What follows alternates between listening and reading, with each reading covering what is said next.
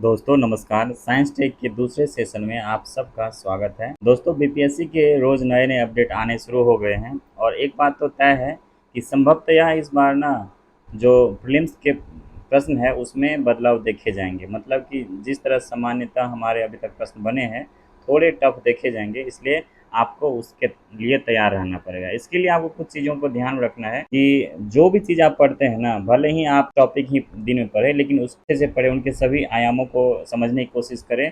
प्रश्न वहीं से बनेंगे, ये बात ध्यान रखिए। बहुत ज़्यादा पढ़ने का अब स्कोप नहीं है, कम पढ़ें, ऑथेंटिक पढ़ें और जो भी पढ़ते हैं उसका बार बार रिविजन करें। 17th प्रीलिम्स में दोस्त जो करंट अफेयर है ना, उसकी भूमिका काफ़ी अधिक होने वाली है, कई रूपों में अधिक होगी। इसके लिए आपको ना पूरे साल भर में जो भी इम्पोर्टेंट घटनाक्रम हमारे यहाँ देखे गए हैं, इम्पोर्टेंट, चाहे संवैधानिक हो, आर्थिक हो, सामाजिक हो, या जो सरकारी योजनाएं हैं, वेलफेयर स्कीम है, उनके बारे में, तो ये चीज़ें काफ़ी महत्वपूर्ण हो जाती है। साइंस टेक हम डिस्कस कर रहे हैं, आईआर को हमने अच्छे से डिस्कस किया है। और एक चीज़ और हम ये करेंगे, जैसे ही आईआर हमारा ख़त्म होगा अक्टूबर 2023 से लेकर क्या करेंगे अभी तक का ना, जो मंथ वाइज सिनॉप्सिस होता है, जिनमें राष्ट्रीय आर्थिक, आईआर, साइंस टेक या जो भी स्टेट लेवल की चीज़ें होती हैं उन सबको हम डिस्कशन करेंगे, ताकि जो हमारे बचे हुए जो टॉपिक है या जो भी पॉइंट है वो एग्ज़ाम के लिए दृष्टिकोण से कंप्लीट हो जाएंगे। तो बने रहिए इस चैनल पे, और नए हैं तो सब्सक्राइब ज़रूर कीजिए। ये आने वाले समय में आपको प्रीलिम्स से रिलेटेड हो या मेंस से रिलेटेड हो, सभी तरह की तैयारी करवाने में काफ़ी योगदान देगा, काफ़ी हेल्प करेगा। पहला इसमें हमारा है जोरावर। क्या है ये जोरावर? एक टैंक है। इसको रक्षा अनुसंधान एवं विकास संगठन डीआरडीओ ने गुजरात के हजीरा में लाइट बैटल टैंक जोरावर का अनावरण किया। डीआरडीओ और एल&टी ने संयुक्त रूप से इसको डेवलप किया है। जोरावर को अधिक ऊंचाई वाले अभियानों के लिए डिजाइन किया गया है और ये 2027 तक भारतीय सेना को सौंप दिया जाएगा और ये मुख्य रूप से लद्दाख में तैनात किया जाएगा। जोरावर का जो नाम है ना, ये 19वीं सदी के डोगरा जनरल जोरावर सिंह के नाम पर रखा गया है, जिन्होंने लद्दाख और पश्चिमी पूर्वी में सैन्य अभियानों का नेतृत्व किया था, तो इन्हीं के नाम पे ये रखा गया है। और एलएसी पर चीनी सैनिकों से मुकाबला करने के लिए इसको तैनात किया जाएगा। तो यही कुछ चीज़ें हैं और इसको याद रखिए, ये जो पहला है इसको तो अभी 2024 में इसको सौंप दिया जाएगा, लेकिन कंप्लीट रूप से ये 2027 तक भारतीय सेना को सौंप दिया जाएगा। अभी भारतीय सेना में T-72 अर्जुन T-90 टैंक शामिल है और ये हल्के टैंक की श्रेणी में आता है, इसलिए इसको वहाँ पे तैनात किया जा सकता है। ये सभी मौसमों के लिए है, ये याद रखना है। आप मानव रहित हवाई वाहन और सटीक निर्देशन युद्ध सामग्री आदि को निशाना बना सकता है। उसके बाद AD-1 मिसाइल है। क्या है ये? एक ballistic missile defence interceptor missile है ये। इसके दूसरे चरण का सफलतापूर्वक परीक्षण कर लिया गया है, किनके द्वारा? डीआरडीओ के द्वारा। और कहाँ किया गया है?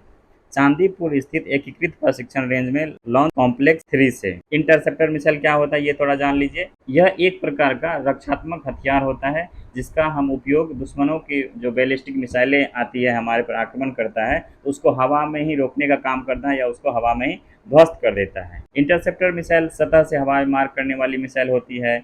इंटरसेप्टर मिसाइल बैलिस्टिक उड़ान पथ में परमाणु हो गए, रासायनिक हथियार हो गए, जैविक या पारंपरिक वारहेड जो होता है उसको पहुंचाने में सक्षम होता है। इंटरसेप्टर मिसाइलों को हिट टू किल तकनीक से लैस किया जाता है ताकि इसको अच्छे से किया जा सकता है। तो ये इसका भी परीक्षण किया गया है। और AD-1 का जो पहला चरण था वो 2022 में इसको प्रक्षेपित किया गया था। इस परीक्षण के माध्यम से भारत ने 5000 किलोमीटर वर्ग के बैलिस्टिक मिसाइलों से बचाव करने की स्वदेशी क्षमता का प्रदर्शन किया है। ये बहुत बड़ी उपलब्धि है। अगला हमारा है स्वच्छ ऊर्जा उत्पन्न करने हेतु तो शीत संलयन प्रौद्योगिकी। कौन सा है ये? हाइलिनर है। ये आपको याद रखना होगा। हैदराबाद स्थित एक स्टार्टअप है जिसको अभी पेटेंट मिल गया है भारत सरकार के द्वारा। इसमें इन्होंने लाइव प्रदर्शन में 100 वाट विद्युत इनपुट से लगातार इससे 1.5 गुना ताप प्रवर्धन यानी 150 वाट समतुल्य ताप प्राप्त किया है। क्या होता है यह हाइलाइनर? इसके द्वारा अंतरिक्ष अनुप्रयोगों के लिए ऊष्मा उत्पन्न करने, विभिन्न अनुप्रयोगों के लिए भाप उत्पादन, वैश्विक स्तर पर ठंडे क्षेत्रों में कमरे को गर्म करने तथा अन्य घरेलू और औद्योगिक आवश्यकताओं के लिए इनपुट बिजली प्रवर्धित कर सकता है। मतलब कम ऊर्जा का उपयोग करके ये एक तरह से अधिक ऊर्जा को का उत्पादन करेगा, यही इसका मूल रूप है। क्या होता है इसमें? फ्यूजन के माध्यम से अतिरिक्त ताप को उत्पन्न करने के लिए हाइड्रोजन की न्यून मात्रा और थोड़ी सी बिजली की आवश्यकता होती है। इसमें शीत संलयन की प्रक्रिया के अंतर्गत कमरे के तापमान और सामान्य दबाव पर परमाणु संलयन संपन्न होता है। इसमें जो संलयन प्रक्रियाएं होगी उसमें क्या होगा कि हाइड्रोजन के समस्थानिक जैसे कि ड्यूटेरियम है और ट्राइटियम है, इसको शामिल करेंगे।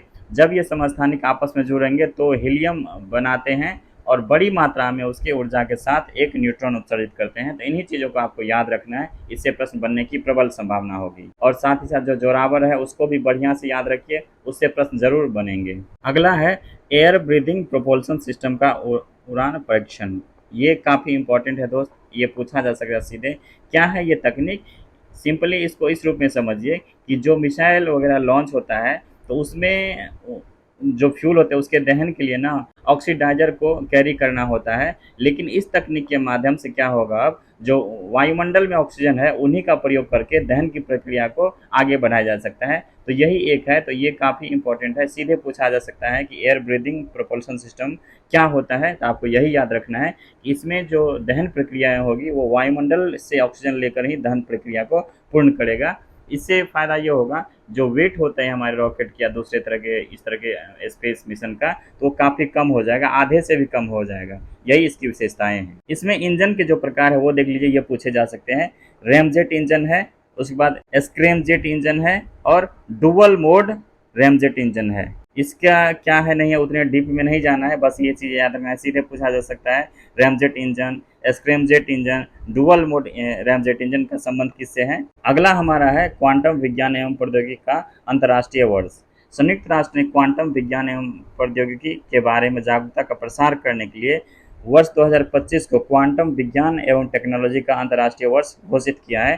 तो ये याद रखिए, क्वांटम कंप्यूटर से आपका प्रश्न एक बनना तय है, किसी न किसी रूप में जरूर बनेंगे, इसलिए आप इसको बढ़िया से देख लीजिए। क्वांटम प्रौद्योगिकी क्या होता है? प्रौद्योगिकी का एक ऐसा क्लास है जो उप परमाणुक कणों के अध्ययन से संबंधित क्वांटम यांत्रिकी के सिद्धांतों पर कार्य करता है। इसमें क्वांटम उलझाव और क्वांटम सुपरपोजिशन शामिल होते हैं। क्वांटम टेक्नोलॉजी जो होता है पदार्थ और ऊर्जा के सबसे छोटे कणों जैसे कि परमाणु, इलेक्ट्रॉन, फोटॉन और क्वार्क के व्यवहार एवं गुणों से संबंधित होते हैं। इसका उपयोग नई प्रकार की बैटरी, सौर सेल और अन्य ऊर्जा कुशल उपकरणों के निर्माण में किया जा सकता है। क्वांटम सामग्री का उपयोग एक प्रकार के चिकित्सा उपकरणों जैसे कि सेंसर और इमेजिंग उपकरणों के निर्माण के लिए भी किया जा सकता है। तो ये ही चीज़ आपको याद रखना है, जो ये उपयोग है ना दोस्त, बीपीएससी का ये फेवरेट प्रश्न बनते जा रहा है। कई वर्ष पूछे गए हैं कि काफ़ी सारी चीज़ों का इसका उपयोग किस रूप में किया जाता है, तो आपको ये याद रखना है। डिटेल्स अगर आप और जानना हो तो पीडीएफ जैसे हम डालेंगे तो उसमें आप देख लीजिएगा, आपसे उसको काफ़ी फ़ायदा हो जाएगा। प्रीलिम्स के दृष्टिकोण से इतना ही होता है, बहुत होगा तो क्वांटम जो कंप्यूटर होता है उसके जो गणना पद्धति होता है जैसे कि 0 और 1 को एक साथ गणना किया जाता है इसके तहत, तो ये सब पूछा जा सकता है। इसरो करेगा एपोफिस क्षुद्रग्रह का अध्ययन। क्या है ये? जो यही याद रखना है आपको, एपोफिस क्या है, एक क्षुद्रग्रह है और इसका अध्ययन इसरो के द्वारा किया जाएगा, इन्होंने डिसाइड किया है। यह क्षुद्रग्रह 2029 में पृथ्वी के सबसे करीब होगा, आपको याद रखना है। इसके बारे में पूछा जा सकता है, बहुत सारे एग्जाम्पल देखिए कि इसमें ये कौन सा है। 340 मीटर व्यास वाले एपोफिस क्षुद्रग्रह का अध्ययन जापान, नासा और यूरोपीय एजेंसियों द्वारा किया जा रहा है तथा इसरो इसके साथ साझेदारी करेगा। तो 4 देश हो गए, आपको ये याद रखना है कि जो एपोफिस क्षुद्रग्रह है उसमें कौन कौन से लोग मिलकर करेंगे, तो जापान, नासा, यूरोप अंतरिक्ष एजेंसी और इसरो, ये आपको याद रखना है। इसको एपोफिस क्षुद्रग्रह को 99942 एपोफिस के नाम से भी जाना जाता है, ये नंबर भी याद रखिएगा, ये पूछा जा सकता है। यह पृथ्वी के निकट का क्षुद्रग्रह है। इससे पूर्व नासा ने double asteroid redirection test DART जिसको बोलते हैं मिशन के माध्यम से गहरे अंतरिक्ष में एक क्षुद्रग्रह के प्रक्षेप पथ को बदला था। ये आप लोग को पता है डार्ट के बारे में, याद रखना है इसको।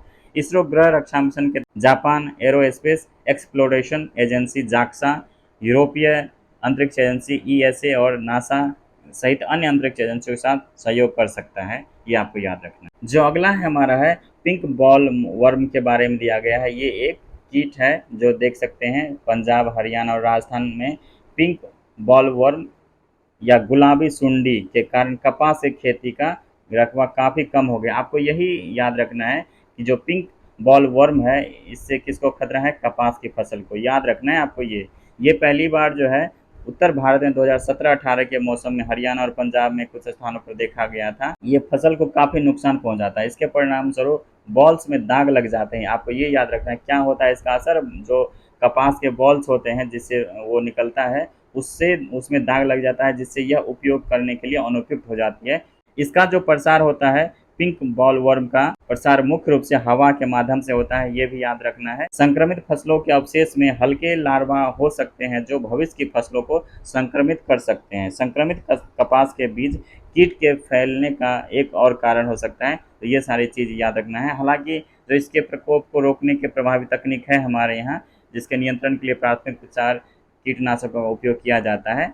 तो ऐसा नहीं है कि इसका उपचार संभव नहीं है, इसका उपचार संभव है। ये ऑप्शन बनाए जा सकते हैं। तो दोस्तों, इसमें हमने जुलाई के जो भी इम्पोर्टेंट साइंस टेक के सेक्शन थे उनको हमने डिस्कस किया है। आई होप कि इससे कुछ क्वेश्चन प्रत्यक्ष और अप्रत्यक्ष रूप से ज़रूर बनेंगे। और जैसा कि मैंने कहा था कि जैसे ये ख़त्म होगा तो उसको हम मंथ वाइज ज़रूर उसका डिस्कशन करेंगे। तो आपके करंट अफेयर के जो भी मूल रूप से प्रश्न बनने के होंगे वहाँ से बन जाएंगे।